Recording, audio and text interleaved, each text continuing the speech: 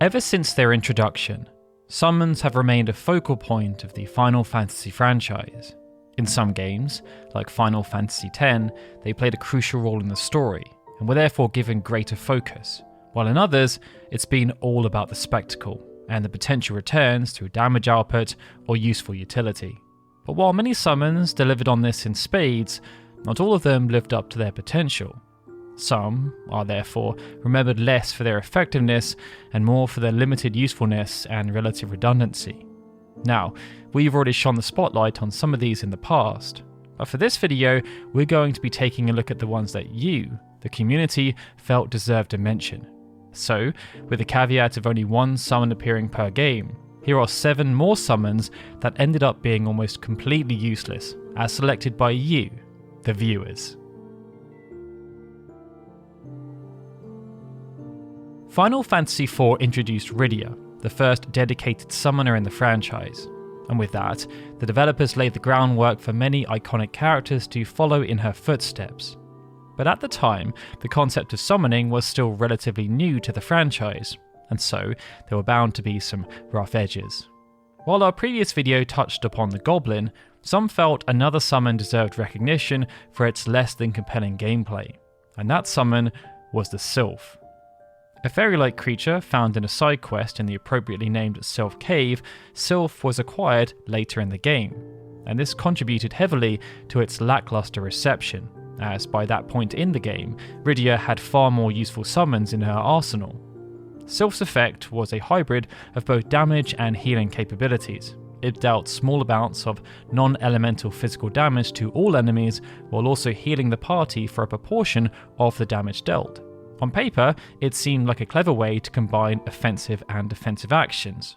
In practice though, it underdelivered on both accounts. The damage was often paltry compared to heavy hitters like Leviathan or Bahamut, and the healing was then tied to that low damage output, often restoring only a slither of HP, which was far less than Rosa could provide with her advanced curing spells or what Asura offered.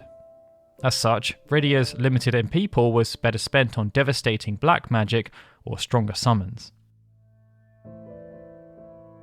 Dissidia Final Fantasy Opera Omnia introduced quite a few summons, there to deal damage that was often elemental while bestowing buffs. The majority were actually quite useful, but one stood out.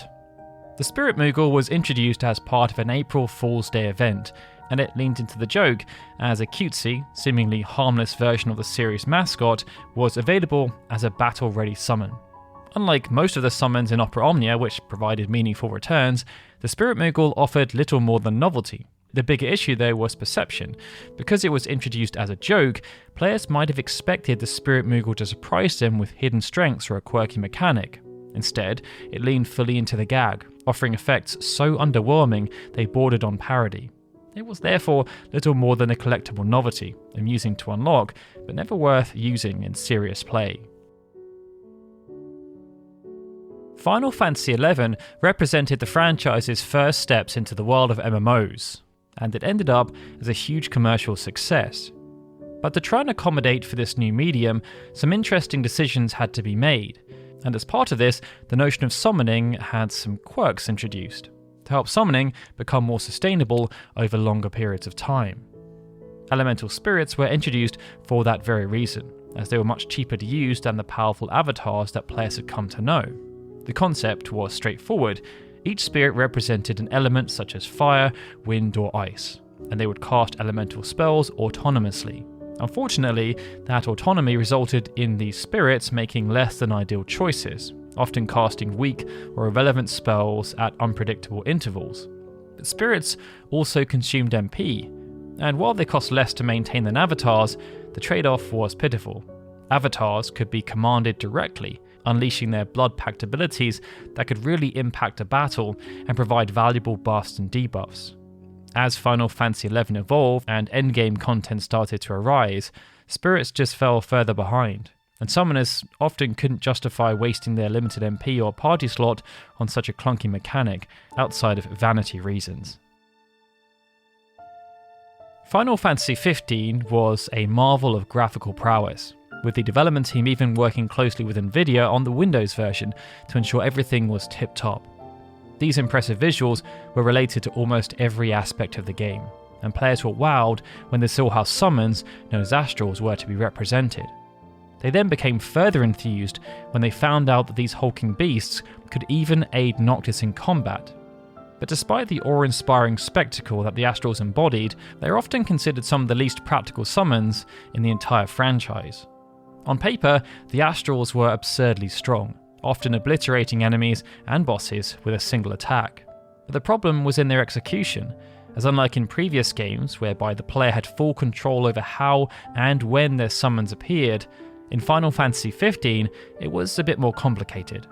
This was because Astrals only appeared under specific conditions, such as Noctis or his allies being near death, or a battle dragging on beyond a certain amount of time. But there were also conditions beyond that. Titan, for example, was more likely to appear if allies were downed, but also only came with the very specific caveat of Noctis needing to be in a very wide open area. This was because of Titan's size, so if Noctis was in an open area that contained fields or was packed with dense features, Titan simply couldn't fit, and it also meant Titan would never come to your aid inside a dungeon. Leviathan was another such example. Its trigger state was related to Noctis. When the screen had a red hue, this signified Noctis was in the danger state, and this meant Leviathan could appear. But, and this was a pretty big but, this only occurred should Noctis be in a danger state when standing next to a massive body of water. The other challenge was that even if all the conditions were met for an individual summon, there was also no guarantee any would come to Noctis' aid. This randomness then removed all player agency, making Astrals feel less like tools and more like cinematic moments. And while the concept of all-powerful gods stepping in to help the party was thematically epic, the lack of integration with player progression made these moments feel very disconnected from the core gameplay loop.